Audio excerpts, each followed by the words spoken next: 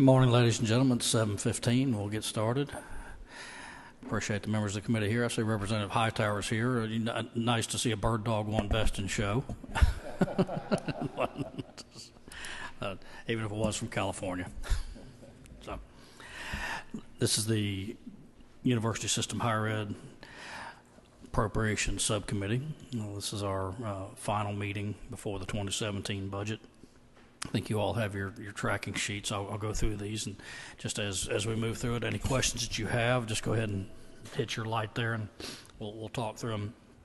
First change from the original document that's been requested.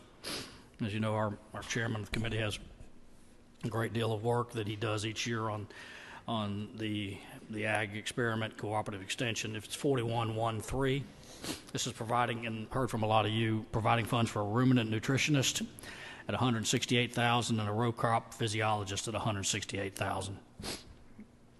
Second change is on 41.3.3. This also is in cooperative. This is actually in cooperative extension. This provides funds for a viticulturist at $168,000, a grain crop agronomist at $168,000, and a vegetable pathologist at $168,000. 41.3.4.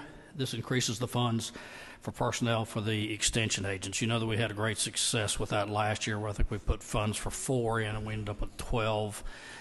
These funds should get us, according to the estimates, about 20 extension agents because you get the county matching funds and that type of thing. So this,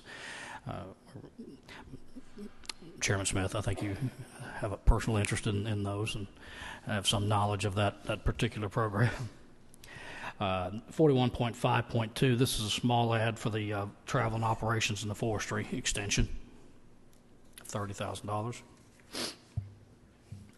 41.13.2, this actually came over from Chairman Parrish's subcommittee. This is providing the funds in the obstetrics OBGYN physicians in the underserved areas. This is $200,000.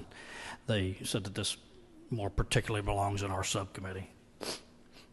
I'm not particularly up to date on that. If you have any questions, I'm going to defer those to Chairman Parrish.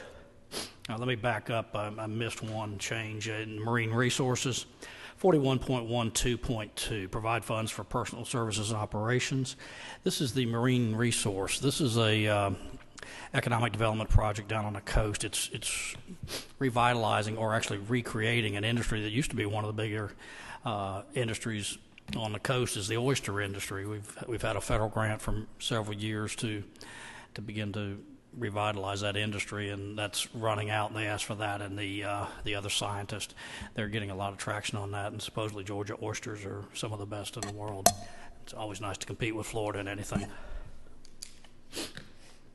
41.14.2. This is an increase in the funds for the public library materials to 35 cents per capita. As you know, I've never been the biggest fan in the last few years, and this committee has seen fit to place more funds in MR&R for libraries. That way we can spread it across all the systems rather than the actual brick and mortar structures. I think this goes along with what we're doing. We're putting $3.735 million into this program, and each and every library will benefit. It can be used for materials, for technology, for the things that truly the way that libraries are moving forward. So this is a significant add, and we'll see what the Senate does with respect to bricks and mortar, but and we'll wait to see the bond package when it comes from leadership, but with respect any particular library structures will be involved. 41.15.6, this increases the funds for the Georgia Youth Science and Technology Center at $125,000. This center trains 50 different districts for school teachers and in the STEM programs and that type of thing. It's housed at Kennesaw State. You'll see 41.16.3, this is the 3% for retired employees. This is across all budget units. That's an increase in the COLA, a one-time increase. 41.21.6, payments to Georgia Military College. Many of you have contacted me about this. I probably have 61 letters. General Caldwell did a great presentation. They had asked for almost $11 million. I think we'd all had discussions with them. We found $2 million to be able to help support them. actual cost of the program was $2.7 million on that ROTC. You heard the presentation with respect to the tutoring program and the success they've had with that. We were able to find $2 million to supplement that program, so that's what that change is. 44.1.1, this is moving into the student finance section. This is the engineering scholarship at Mercer. The House said yes. We just changed the purpose statement. There was some change in the language.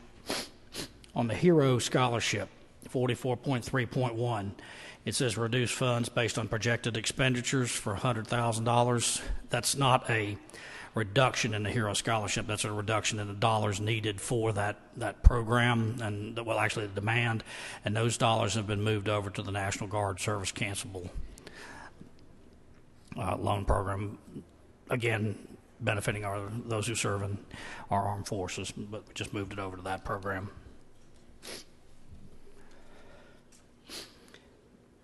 Let's see. On 44.9, this is the low interest loans. That was about $1 million that wasn't being utilized. We took those for state dollars. We took that back and utilized it for other cash programs. You'll see down at 44.15.1, we created the $100,000 in serviceable cancelable loans for 5 large animal veterinarian slots. And then you see the Georgia National Guard, $100,000. That was a transfer out of the HERO.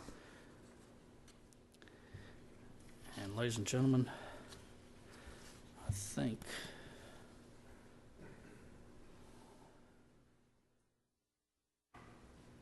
that is it. Other than technical and adult education, you'll see some language in 46.2.6, encouraging the technical college to create third-party cooperative agreements with the vocational rehab. We had said yes to that as well. Ladies and gentlemen, that is a summary of the very few changes we made at Green Door. I don't see any discussion. Chairman Rogers and Chairman Smith have moved and seconded. All those in favor signify by saying aye. Those opposed? Budget passes. Thank you very much. Thanks for getting here early. Another great 9-minute session.